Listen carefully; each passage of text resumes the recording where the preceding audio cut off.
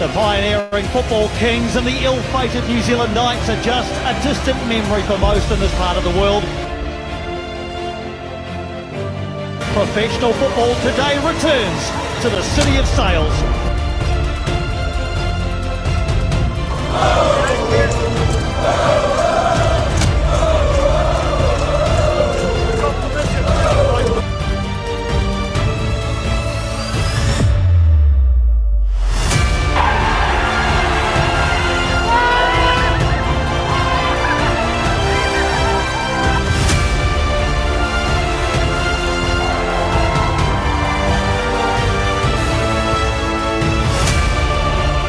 Hello and welcome to Nice Drop of Port. We are back for the debrief after Auckland Football Club's first ever game, a 2-0 victory over the Brisbane Roar. What a game it was. More than 24,000 of us crammed into Mount Smart Stadium, which is the second highest ever opening game attendance in the A-League. And tonight we are joined by some old friends again, Robbie, Blair and Matt. Welcome back to the show. G'day. That's it. Yes. I got in ahead of the traffic this week. Robbie's here at the start, which is incredible. Four minutes to spare. He rolled into the studio. Better than being late. Yeah, absolutely. Well, what an opening game. I mean, I don't really know where to start. Like we kind of talked it up. But then actually being there was, for me, quite incredible to be part of that. It felt like a historic day. You know, it felt like there was a lot of pressure on the game, and we got the win. The crowd sung their hearts out, particularly the Port. So Blair, I'm going to bring you in first, mate. You're right in the centre of it. Now tell us a little bit about your day on Saturday. Well, it actually started at 9 o'clock when I left home to head down because I was part of the volunteer group setting up all the cards and the banner and all that. So got there about 10. We worked around for about 2-3 hours setting it all up, getting all the rubber bands and breaking rubber bands and racing away to buy more rubber bands, and then going back, putting the cards in. Yeah, then we sat around at Lily World for 4 hours, or some of us did. The British boys got very giddy at the thought of riding the train to the football again for the first time in years. So they raced off to Tyler Street, jumped on the train, then jumped on the train back and brought the rest of the Port boys to the game. Wow, they did the return trip. They were so excited into the city and back. And so you guys all pitched up in Lily World there, and then there was this kind of march. Myself and my family actually missed it. But tell us a little bit about how that went down. There was a little bit of footage in that video we showed, Blair. But you're a flag bearer. I mean, I feel pretty proud actually. Yeah. I had the hat for it, so on the TV as well. We saw. Yeah, that's right. Yeah, it was sort of a bit of confusion at first. There was a few numbers for times being thrown around, and a few of the boys got excited, and we ended up dancing around and singing just behind the stands at the entrance to Lily World there, and until we finally got the go ahead from the producers to start our march down, and then we slowly had to go step by step, holding off a few seconds and slowly creeping down the stairwell, and you can tell we're going too quick and then we're going too slow. And I thought this was all real. This is sounding like a reality TV show now, the magic of TV, hey? Yeah, I'm a bit disappointed to hear this actually. Hands up, the stars down. Yeah, come down. Can you just do that again? As it was some of that. Yeah. But yes, came down singing and chanting, and then filled out the Port and got under the banner. It looked and amazing. Up. It looked so good. Yeah, it really did. It was fantastic. There's some great footage on the Port Facebook group for it. So yeah. That's right, and then so the sort of ground filled up. The Port had been singing for a while. By the time I got there, we were just off to the left of the Port, and it kind of really felt like it. I didn't feel like it was overdone. There wasn't overkill with the opening ceremony or anything. We got a blue bit of paper to hold up. To make that sort of black and blue shot, which was nice. There you go. It's good. There you go. Black and blue. At some point, get framed or something. Yeah, and it felt really monumentous to be there. Now, obviously, Matt, you were watching on the TV for us this week. Or I and the Sky and Robbie would have been as well over in Sydney. But Matt, what was your? Yeah. How did it feel on the TV? Yeah, no, it came across. Yeah, it was really good. We were just having a quick talk about it there before. Yeah, the atmosphere really came through the TV really well. It was really good. It felt, yeah, as we were just talking a moment ago, you could tell there was a bit of tension, a bit of, you could feel it in the air. To me, it felt like quite a big kind of like a World Cup game where something was on the line, and there was a lot on the line. You didn't want to play your first game in the A-League and all this, fanfare and all this publicity, and you get pumped 3 or 4, 5-0. So there was always a bit of jeopardy. But no, it was great and great. Yeah, the port, you could tell. Yeah, the songs were coming through. You could just feel it on the TV. No, it was great. It was fantastic. Really good. Right, and Robbie, obviously, back there in the Knights and the Kings days, full circle for you. You watch it over there in Sydney? I actually had to, excuse me, had to watch it back later because I was producing the game. It was on straight after that, so I could only sort of half keep an eye on it. But even then, it was like I was still immensely proud of what I was seeing. And then when I finally had a bit of time across the weekend just to watch it back, and like actually watch the game, it was incredible. Like I hadn't seen anything like that out of New Zealand probably since qualifying for the World Cup back in 2009. And that's a long time ago. So for a site like that, I even off the top of my head, maybe a couple of Warriors finals games, nothing else comes close to that. So I have to applaud everybody from the port, from the club, fans, just getting right in behind it. And the thing is, just as long as they can keep it going, not just make it a one-off. Yeah, but it's a fantastic start for sure. Yeah, and you know what? It felt like a football crowd, which was great. Like there was one chant which was clap, clap, clap, clap, clap, Auckland. And me and my 3 daughters looked at each other. We're like, no, not that one. Thankfully, it's sort of like it moved past. But getting back, go on. There was a Mexican wave too. They tried to get going a couple of times, and they kept dying at the south stand. Yeah, we'll get a bit into these chants, because I've sort of got a theory that like the Port is obviously playing with all these chants at the moment, but I feel like like everyone that goes to see the team needs to know like some simple ones, there's some really easy ones. So I guess, and if everyone in that ground was like getting behind a real simple song, it would be incredible in there. So, but so.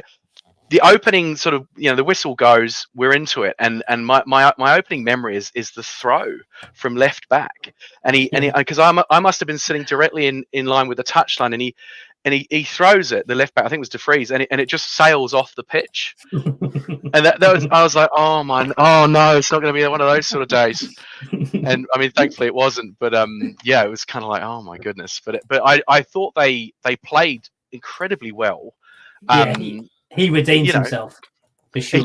He does. Well, I mean, big time. Yeah, I mean, big time. Absolutely. I mean, let's get into it a little bit. We have this early goal. How important do you guys think that early goal was to just settle us a little bit? Yeah, I think massively important, just because it settled the team and it helped settle the crowd as well. Because I think, particularly as a generalization, this is the first time for a lot of New Zealand football fans.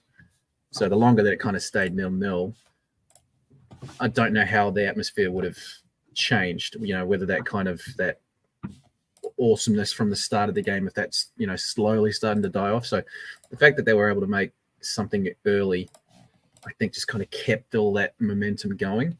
And then, on the pitch, it helped settle the team, and from then on, they didn't really ever look threatened massively. Yeah, I don't think you're right. The energy stayed because I think because the goal was so early, and it was. I mean, it was a lovely goal as well. The little sort of play into the box, and then the clip out to the wing to Sakai, and he did what, like, when I played a bit of amateur football, what I always used to do, like, if in doubt, just hit it really hard and low into the box, you know, and because anything can happen, you know, it was the ideal thing to do.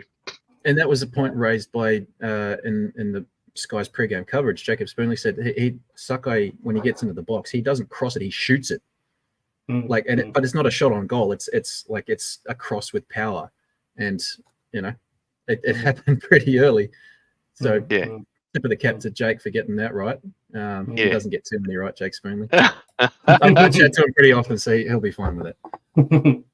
Yes, I mean Sakai said he wasn't a forward, but I mean that's he was just getting in the mix. Sorry, Matt. Yeah. I was gonna say I think an early goal can sometimes go both ways as well. But what I've noticed with a lot of teams, you'll probably notice this a lot when you watch another game when a team scores, they'll all go off to the corner and they'll celebrate and they'll get into a bit of a huddle and they'll slow everything down.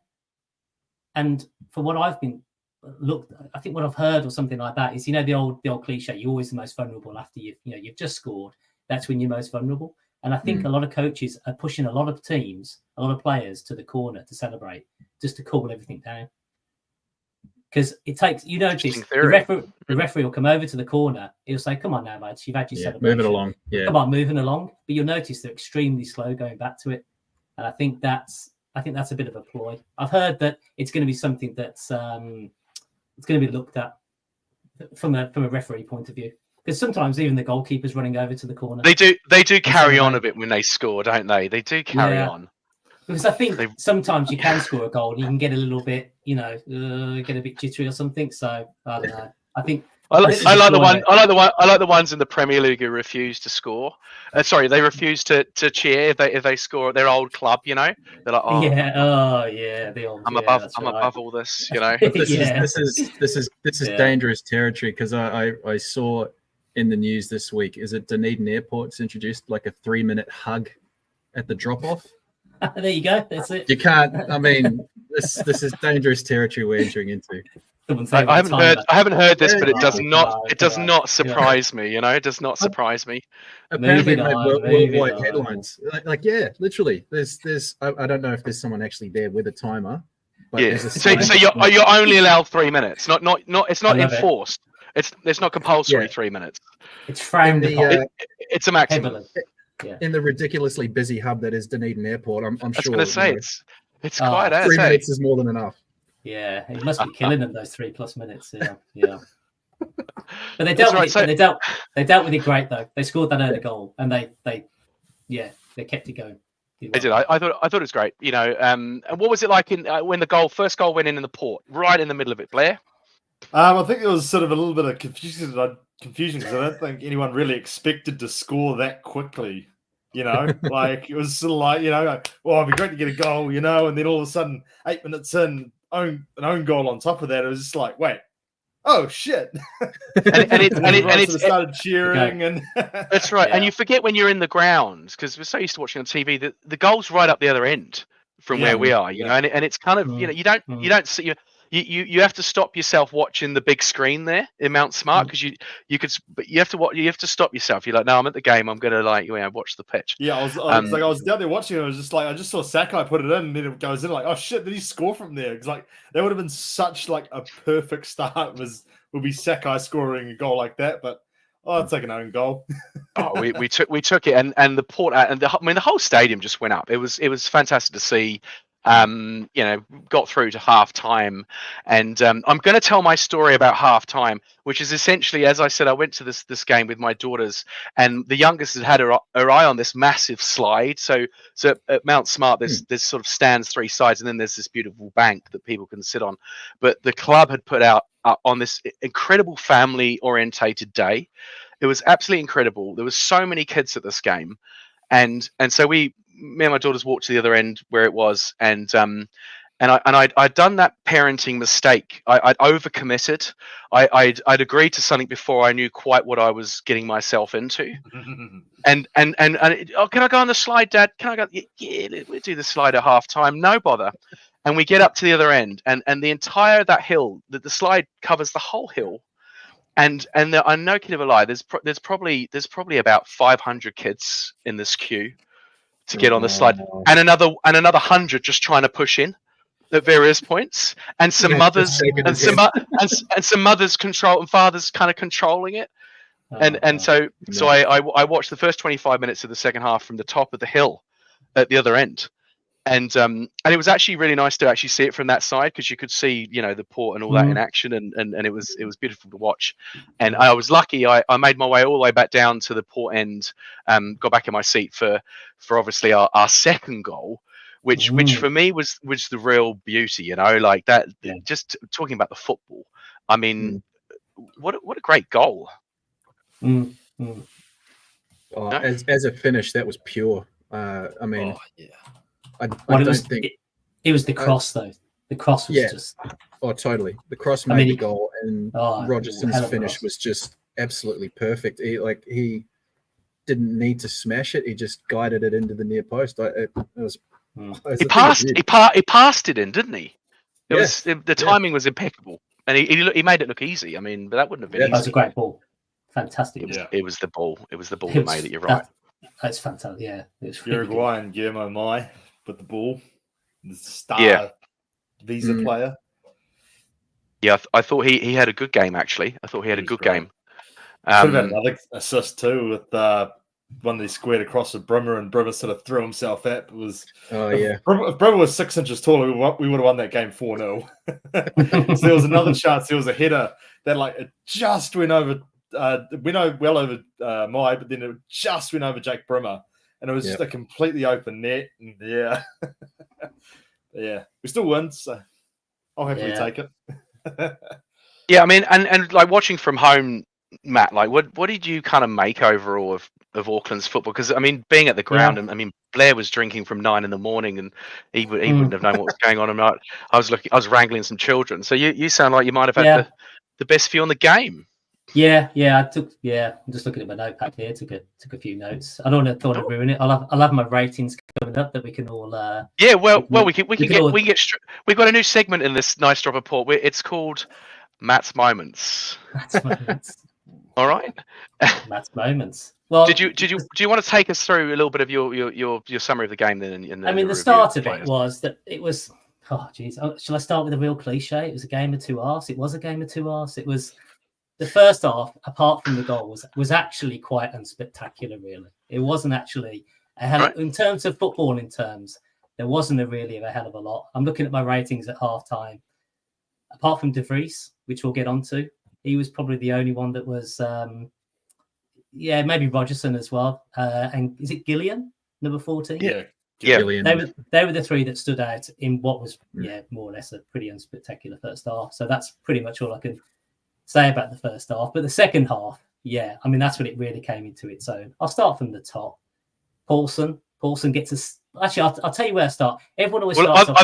I've actually written all your ratings down you gave to me, and we can actually run it along the bottom of the screen. Look at that. Oh, perfect. There you go. All right, Matt, talk us through it. So everyone starts with a 6. So you have to, I feel like I was going to start with a 5, but I think a 6 is okay. I think 6 is about level par, and then obviously obviously it's obvious, isn't it? You do things to make yourself do up and do things to go down. So Paulson, what have I got? Number 7, a 7. Yeah, just pretty solid, really. Distribution was exceptionally good. The thing with Paulson, though, was he didn't start the second half particularly well. There was I don't know if you saw it yourself, there was quite a few loose passes at the beginning of the second half. He hit one right along the... It was bouncing about a bit, in our box. Yeah, he hit a poor one, and then he kind of followed up with another quite poor one straight down the middle that really wasn't capitalised on from this. But apart from that, I mean, hey, it's a clean sheet. They've won the game 2-0. He gets a 7. Sakai was really good. Sakai gets a 7.5. I wasn't going to put 0.5s in, but I'll give him a 7.5. It was a captain's performance. You could tell that he played at a high level. You really could. He was calm. You could tell he just had all the time in the world whenever he got the ball. If anything, I'll try and keep the speed up here, but I just felt that actually he's almost wasted a little bit at right back in the number 2. But it's obviously where he's played most of his career, hasn't he? Would you push him up further? I mean, he sort of was playing wing backs anyway, right? Yeah, I know. Obviously 34, 35, but I mean, every time he received the ball, he just seemed to have so much time. He had so much space. He always found a person. Yeah, I don't know. I don't know where you could put him. I don't know if you could put him in a I think defensive the right midfield back role. does suit that because the way that the They want sort to of play. attack was working was that the wingers were sort of dragging the fullbacks in, which Yeah. freed up that space for Sakai to make those passes into the Yeah. box, which led to Yeah. the first goal. Yeah, it's by that's fair. design, Yeah, that's fair. and Yeah, that's, by that's very much a design. Corica kind Same of. thing with De play. Vrij too. He was able to get a good couple of Yeah. balls, and he just wasn't quite able to get anything from it. Yeah. Mm. I'll stick the two centre-halves together. They come as a pair, 6.5 and 6. I mean, I think Pianka needs someone like Hall playing alongside him for the pace. In the first half, I'd have to admit Pianka got turned a little bit. I think once or twice because of the pace. It'd be interesting to see how he goes when they play other teams that maybe have someone up front that can maybe play the ball behind. But that's where Hall gets a 6.5. He's quick and he reads the game well and he's got good pace. So Yeah.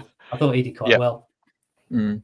I think I'm going to have to give a man of the match to Vries, left back, Yep. 7.5. I almost gave him an 8. I thought he was Oh, absolutely I've got him as fantastic. an 8. Has he been downgraded since you sent these? No, give him an 8. I'll give him Give an him 8. an 8. Yeah. Boy, an 8. Give the boy an 8 for crying out loud. I don't want to give him too much, but it is the first game. You So I don't, don't want to you go don't too want to start too high. That's right. Yeah. No, exactly. If I start going too high, then I just make myself look a right mug. So De Vries gets man of the match with an 8 for sure. He was, I mean, combative, got up and down that. I mean, the cross for the goal deserves a point. That was Guillermo Mai. No, That was De my Vries on the left. No, it was The second goal. The second goal. Goal. Yeah, the second goal was Guillermo Mai that assisted that. You sure? I think it was De Vries. He crossed it in from the left. Oh, and I've got Flop Mob up and it's got Should Guillermo Mai. we play the video again? Yeah. I might have to downgrade him to 6.5 and take his man of the match award away. I thought it was De Vries that put that ball in. To be fair, I remember the blonde guy. Anyway. We'll put that on hold. Let's hope he hasn't Yeah, showed his I'll kids. have a quick look. Let's hope he hasn't showed his parents and all his kids the man of the match award for Matt McGann. That's right. Pending this now. Yeah, pending that. Yeah, tell him not to don't polish it yet, mate. You might have to give it back. Don't get it out of the box. The Strate and is it Gallegos in the middle? Yep. Yeah, I thought they were pretty solid. I think Gallegos got 6.5. I thought he was the better of the two. Okay, no, I've I found out what's happened. So Hold on, Blair. Yep. I've watched the replay and Guillermo Mai got the touch on it that takes it past the defenders. The cross was the left The back. cross was De Vrij. So it's a secondary assist to De Vries. Yeah. Secondary assist. Yeah. Right, well, yeah, okay. Again, pending. We'll still put a pending on that. Yeah. An asterisk next to it. So you only give those centre mid boys six each. I thought they had a good game. The thing is, again, it's early days. It'd be interesting to see when they come across a bit of a midfield that's got a bit more of a bite and a bit more of a speed. I didn't think Brisbane were particularly great in the middle of the park. The Strate was actually very good out of possession. He was actually quite, he filled the space. He stopped the flow.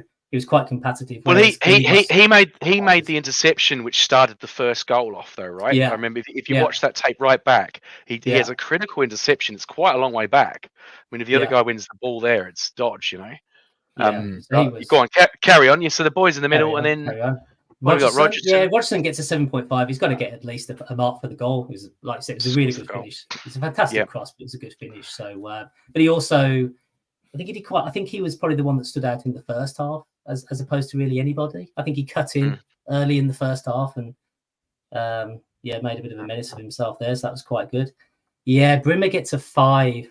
I thought Brimmer was probably the poorest. I don't want to say the poorest player, but I think was it you, Robbie, that mentioned he's the guy that's come up from, or somebody mentioned he's come up from, the lower leagues. He's been promoted from regional football.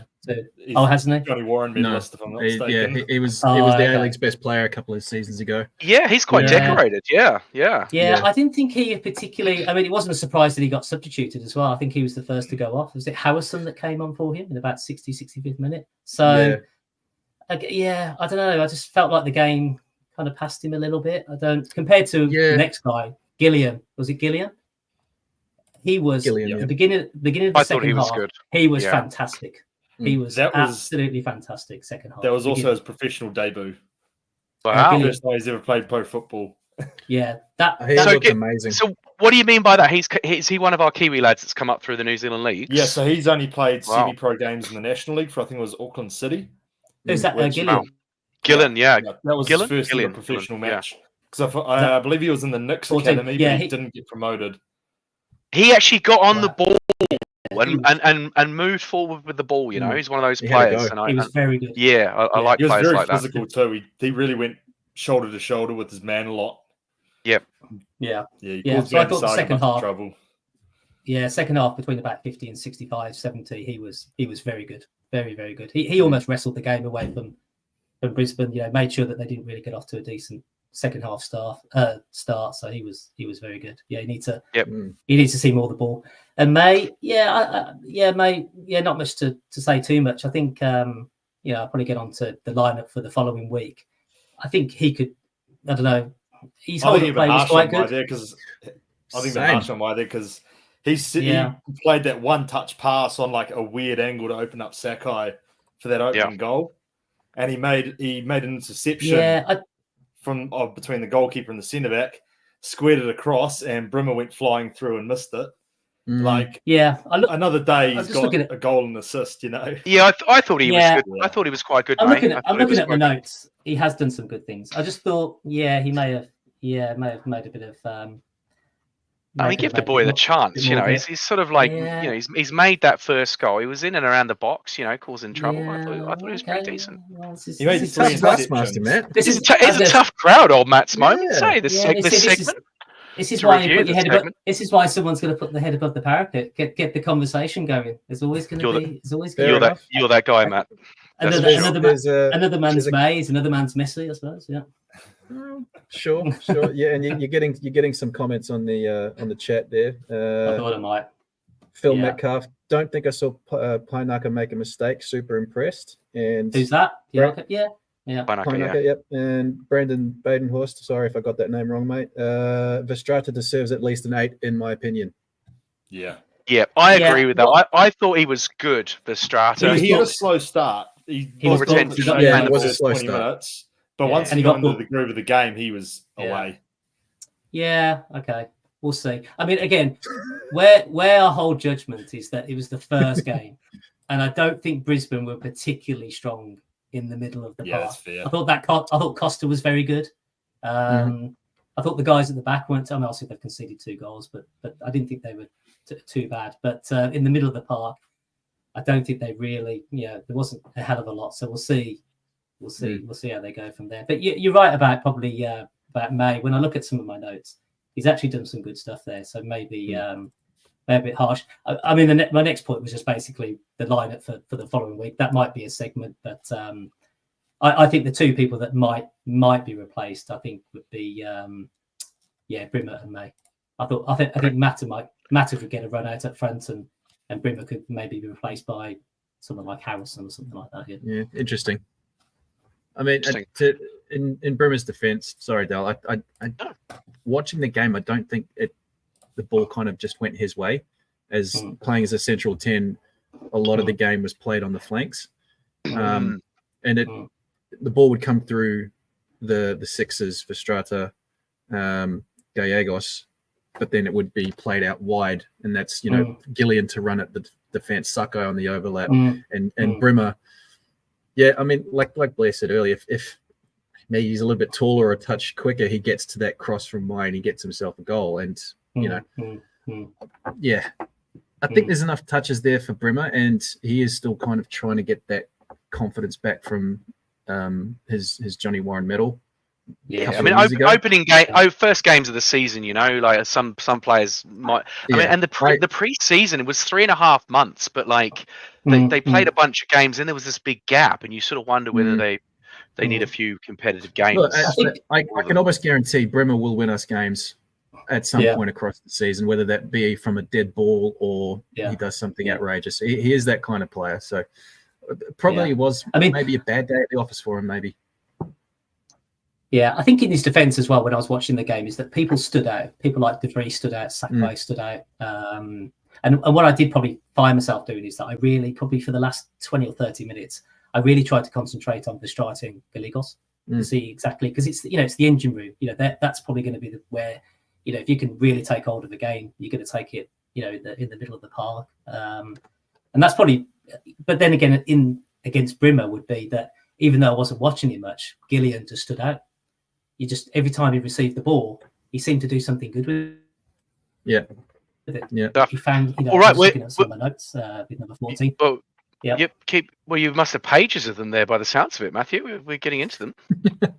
Yeah. No, that's probably about it. I think I've got about the 3.5, 4 pages there. Just a couple of notes. It's very diligent for our audience. Thank you. That's good. Very good. There you go. And it's great. I enjoyed that little segment. Hey, look, bit of a change of pace. We have another special guest this week.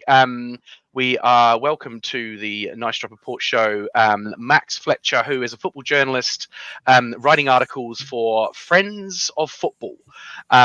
He's been pretty intrigued by the Auckland team. Friends of Football is kind of like a New Zealand's football website, basically. Looks like it goes right from grassroots reporting right up to what's Chris Wood up to and the All Whites and obviously the A-League teams. Welcome to the show, Max. Yeah, thanks, Dale. Thanks for having me. Yeah. Now, did you get to the game yourself? Yeah, I was, thankfully, on the right down by the port, sort of, and great action. Just the atmosphere was insane. Just definitely the best sports match I've been to in New Zealand for sure. Yeah, well, I mean, I guess if you're a football writer in New Zealand, you're going to a lot of different levels of football. I mean, how did this sort of was a much higher level than you used to sort of writing about? Yeah, I normally just do the Northern League or National League, do previews or reviews after the weekend and sort of look at results, look at, watch some games. And so sort of, I guess the semi-pro New Zealand League, so obviously under the A-League. But now, like you said, Liam Gillian and a lot of New Zealand talent is now going into the next stage. So it's good to see the players that I'm writing about going into the professional stage. So you were across Liam Gillian and a few others before we heard of them. Were you, Max? I've heard about them for a good 2 years, 2-3 years, okay. Just like here in Hamilton, obviously playing at a few of the local teams, and he's definitely been on the radar. So I wasn't surprised when he was announced for Auckland FC for sure. Mm. Just as a follow-up question before your next one, Dale, Max, is for every Liam Gillian, how many more are there in the New Zealand domestic? Because I haven't been home for over a decade, so I'm just curious to know how much depth there would be in the local ranks. Yeah, I think there's a lot. There's a lot still coming through, especially that obviously Auckland City, which is they're in the OFC. They win the OFC Champions League every year and go to Club World Cups. They're sort of that club that are now sort of they still have the big players, but are developing youth, and a lot of that youth, probably mainly in Auckland, is coming through and doing really well with this under-20 role in the regional leagues, is helping younger players. Like, you have to play 3 or so for however many minutes during each game for each club, and that's helping develop the youth in New Zealand. So definitely it's looking bright for like Auckland FC as well. Awesome. Is there a bit of excitement around the traps at this kind of pathway to an A-League team that you've sort of witnessed down on ground level? Do people talk about it? Yeah, for sure. It's it's sort of a thing where it's only just down the road, even if it's in central, not having to go to Wellington. It's just more of a local pathway, and hopefully they'll start the academy up soon and have a reserves team going shortly, and that'll just open doors for every young, good, decent New Zealand footballer. So. I'm also quite excited that there are young guys like yourself who want to be football writers. It's kind of like writing's seen as a bit of a dying art, but it's actually not. There's online now is kind of almost bigger than the old newspapers were. Is that a career that's sort of like many are doing in New Zealand? I mean, we're a rugby nation, but you want to be a football writer. So many of them doing it out there. I don't think there's many doing it as like Friends of Football was a non-paid organisation. We're all volunteers, so we all just write in our own time. But yeah, I don't believe so. A lot obviously cover different sports, and Sky Sport and different things. They cover a lot of different sports. So, but yeah, just love to get into the sport journalism in general. Anyway. Great stuff, great stuff. Good on you, man. All right, well, we'll keep you on the show as we push through. The next thing I wanted to get into was a little bit of an A League roundup. As you know, us English boys, this is a bit new to us. Looking over at the other teams and what they're doing. But I watched the roundup and I sort of kept across what was going on in the Sydney Derby. Robbie, what was the Sydney Derby like this year? Amazing. So I had to, when I finished producing my game, I made the dash out to Combank Stadium to call it for radio. Got there about 20 minutes into the game. So courtesy of the Sydney traffic once again. Doesn't sound like you, Robbie, being late. It's not a theme, I promise. But no, the atmosphere of a Sydney Derby is just awesome. And you had two superstars of the game who are still easily capable of doing stuff on a football field in Douglas Costa and Juan Mata, and they both delivered. Like Mata only come off the bench for about 20-30 minutes, but even his few touches, you can still, there's something there. Game delivered once again, goals, red cards. It was both sets of fans going off. It's an awesome occasion. So I'm very impressed with Sydney FC. It'll be an interesting game coming up, that's for sure. Yeah, we're playing them this week, of course, Sunday, back at Mount Smart. I mean, how do you know more about Sydney than the rest of us, Robbie? How do you think Auckland are going to get on? There's so many intriguing storylines to this. None more so than it's Steve Corica against his old team, who punted him basically. Having been with that club for 20 odd years, given the boot. Starts up his new team and he's got off to a pretty good start. Sydney FC have one of the best attacks, if not the best attack in the comp. You got Joe Lolly, an Englishman, formerly of Nottingham Forest, who's been Sydney's best player for the last 2 seasons. There you go. Well, he's from Birmingham. We could never sign him, but he's from Birmingham. Yeah, claim him any way you can, basically. Oh hell yeah! You got Joe Lolly on one wing, Douglas Costa on the other, and the thing that was most noticeable on the derby was they swapped wings quite often. I think it was partly down to Douglas Costa's marker, Jack Clisby, was having an absolute mare. He could not keep up with him.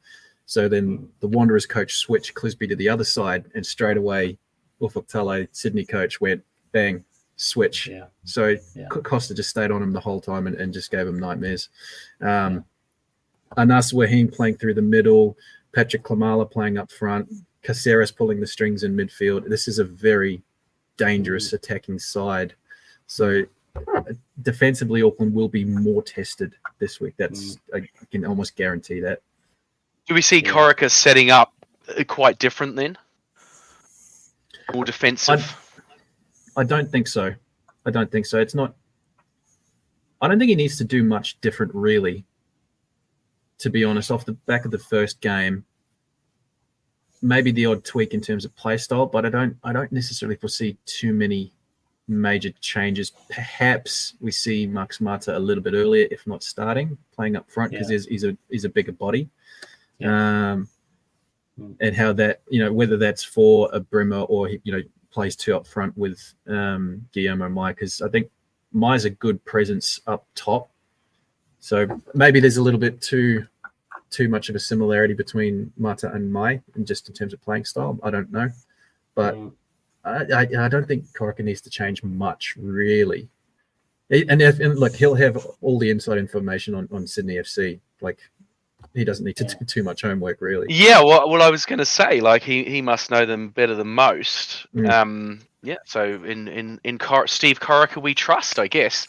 So A-League roundup. There was a hammering for Perth.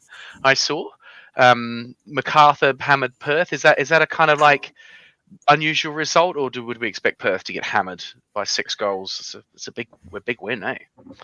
Yeah, and I think surprising a little bit. I think Perth were picked by a few to be sort of at the lower end of the table. Based on their pre-season and Australia Cup form, they're playing this high press attacking style, and it did catch the eye to some degree of success through the early games this season. But then come on the weekend, nothing worked. Nothing went right for them. They had to abandon. I think by halftime they had to basically throw the plan out the door because of 4 or 5 goals inside 30 minutes. So I don't know if you call it an anomaly, but Macarthur are a team in form, and they too have a pretty attractive front line. They play a really high. It's a weird one. They're not the high press kind of style team, but when they go forward, they play with a lot of speed, and they've got some real talent in their front line. So the 6 was deserved because Perth were dreadful. Don't get me wrong, but I don't think you'll see that too many times. No, it was I sort of watched a few of the other games, and I can't remember which game it was, but it was exactly as you, Robbie, and Adam, our guest last week, described with the away fans. And I think the away team scored a goal, and there was like one guy in the shot, in the TV shot, and he's like jumping about with his colours, Like, oh, look at this. There's literally one guy, like he couldn't find any friends to make the journey, with him wherever it was. I can't remember which teams it was, but it tickled me, Yeah. So we of course there was a funny moment of the game where we were top of the league, of course. And the crowd, I mean, Blair's lost us. I don't know where we've lost Blair. But that's his spreadsheet causing havoc again. I think he needs to, that's right. It's too much power to the computer. That's right. I think gosh, I've lost my train of thought there. What was I talking about? The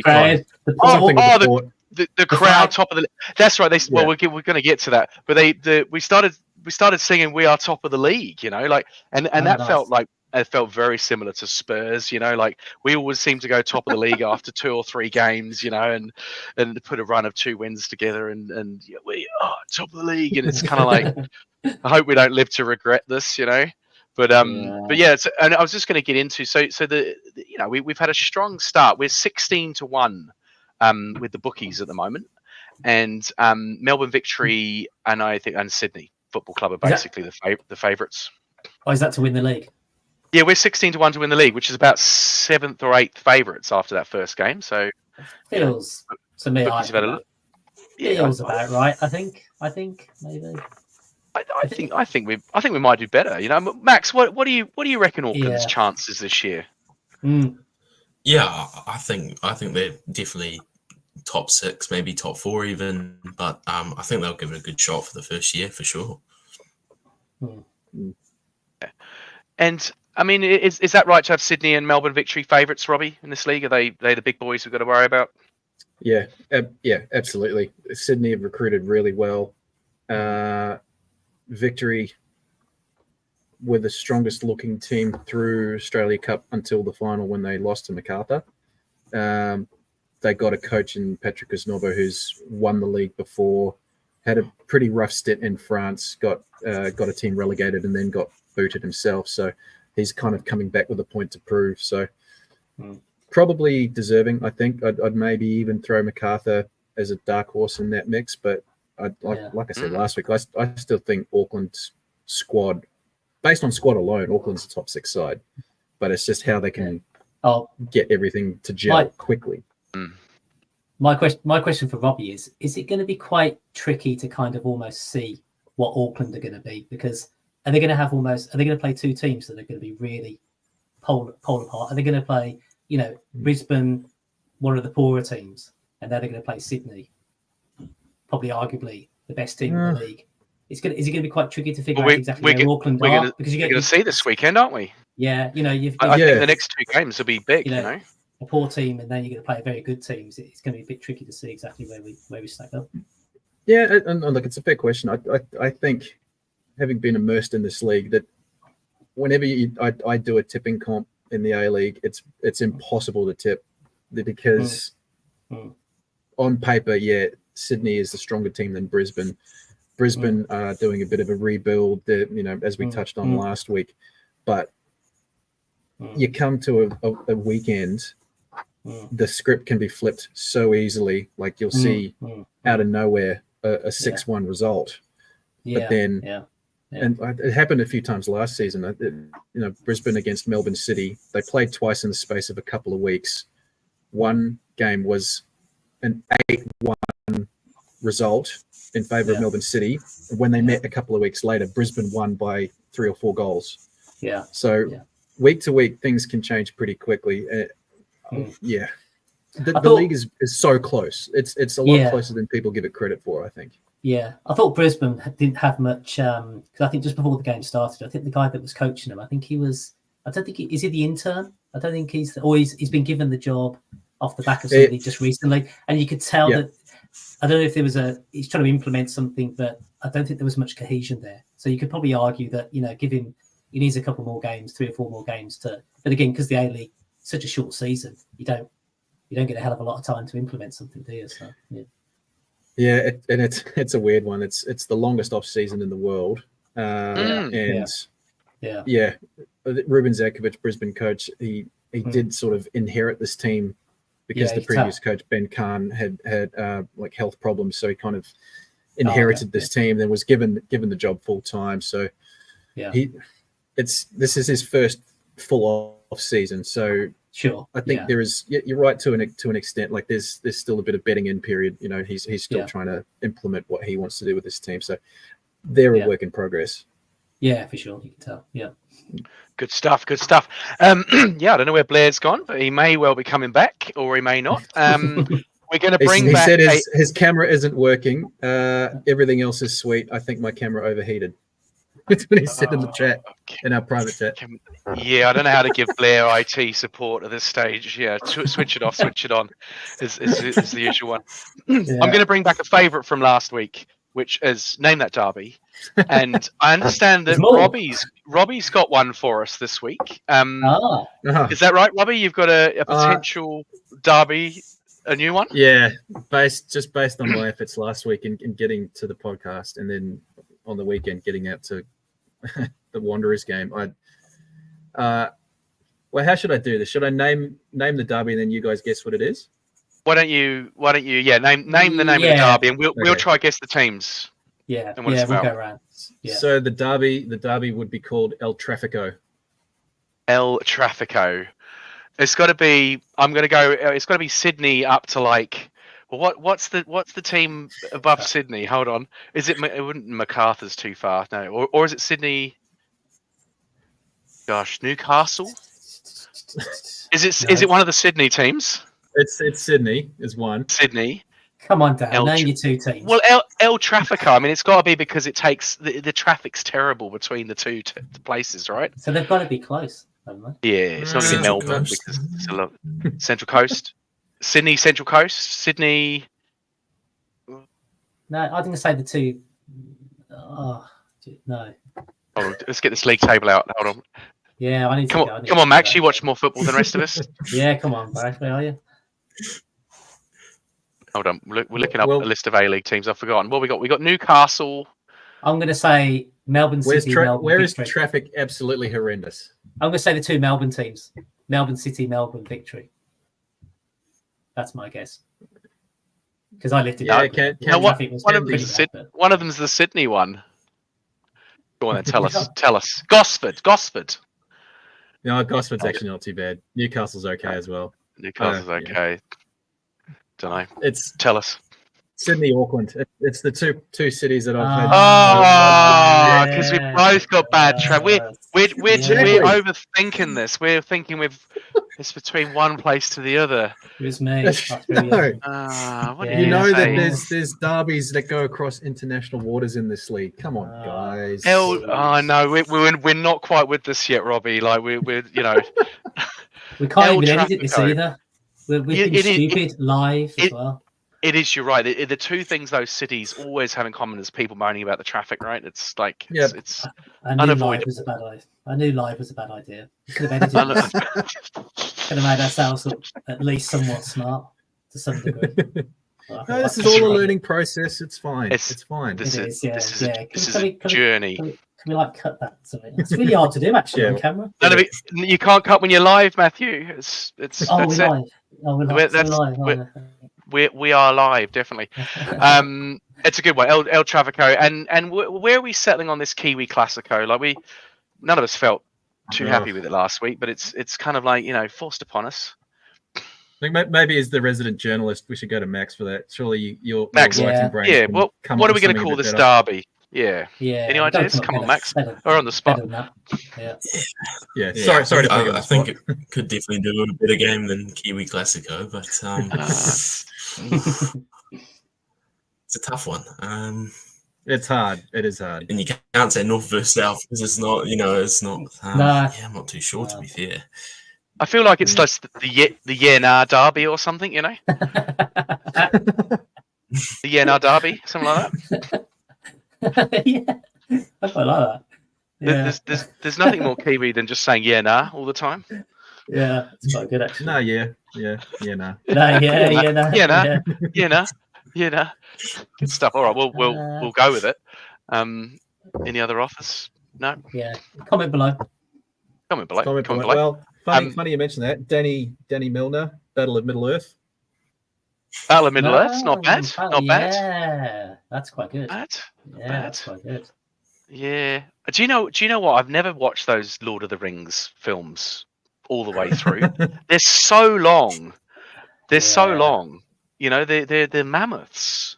They're like 4 hours or something.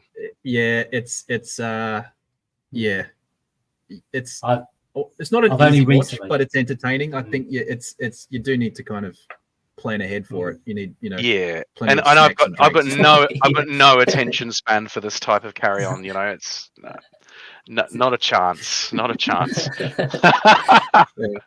to get some of my Gen Alpha slang in there. I was gonna say, get your settings up. Take the phone off the hook. That's Set right. yourself in. Does everyone take the phone off the hook anymore? What? If you're watching Lord of the Rings, cool work. Tell them you're not in for a week. Yeah. Like, Also, no one can call you. No one can disturb you. Take the phone off the hook.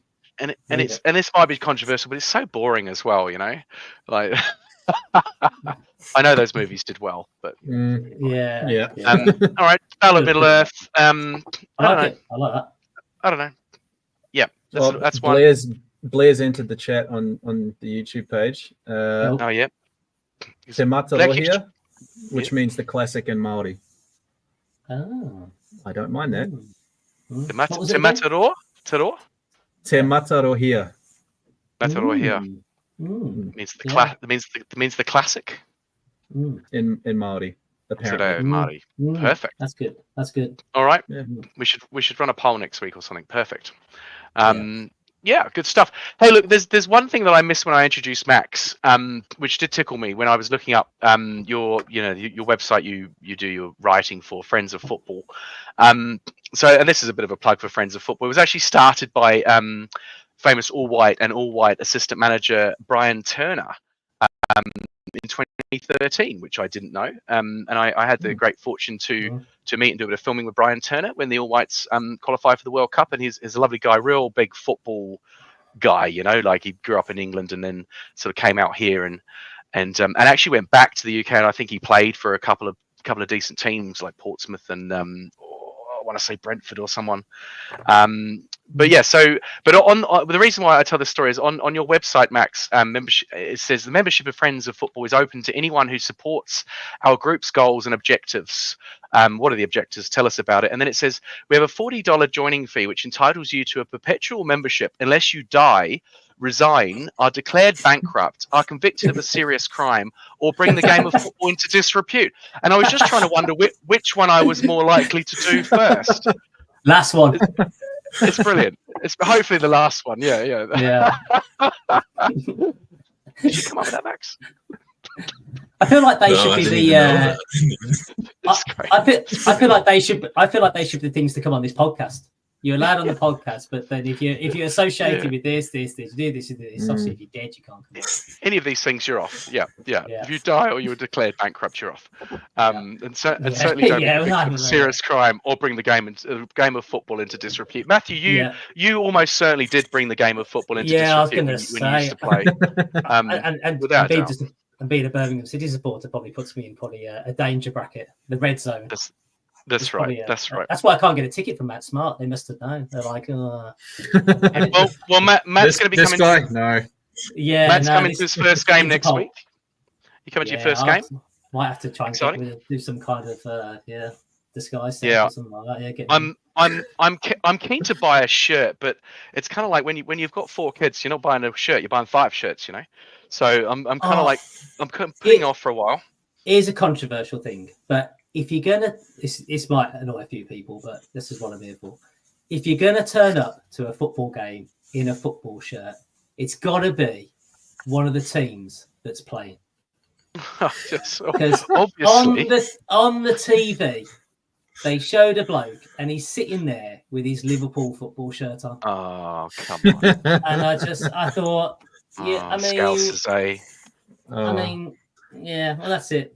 I'm throwing it out there. No offense to any Scousers. Some of my best friends are Scousers. It could have been worse. It could have been a Villa shirt, but I'm just going to put it out there. Don't bother, bro. Yeah, I have to agree with you. Wear the shirt of the team that's actually playing. Yeah, that's fair. I remember going to Arsenal came out to Sydney for a game against a couple of the A-League sides. And I was on the train out to the Olympic Stadium, and there was a kid, would have been maybe 10 to 12. He had something like a Madrid bag, a Barcelona hat, wearing an Arsenal shirt, and there were at least two other teams as well. And I just looked at him and went, mate, you might be 10, but that's just not on. I can't. Even at 10, it's not acceptable. No, not a chance. Not a chance. Get him in the bin. That's right. It does remind me of when where I grew up. I went to have a little game of football like we did, and I met a new kid. And when you meet a new kid in England, first question, what football team do you support?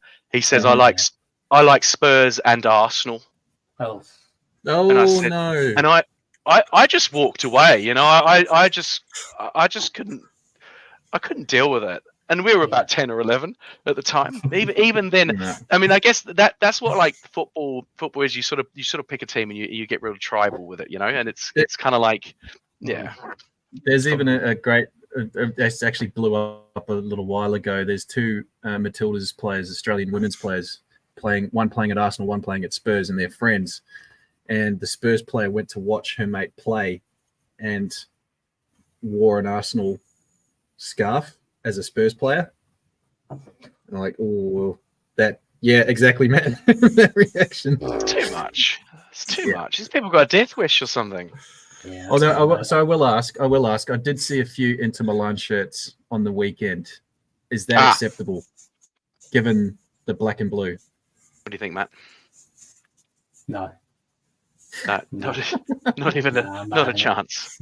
No. The thing that worries me there more is that they've even tried to kind of bypass the rule. You know the rule. I see what you're trying to do. You know the rule. That's right. But I'm not having it. Speaking of rules, yeah, get the flag.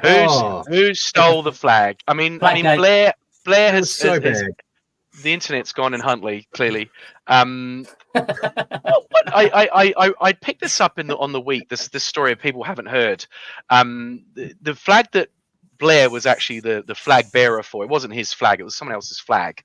I think it said Pride of New Zealand, and they carry it down the stairs. It's kind of like And they pinned it up at the game, and the guy I think whose flag it was also a drummer or something. He's like busy drumming.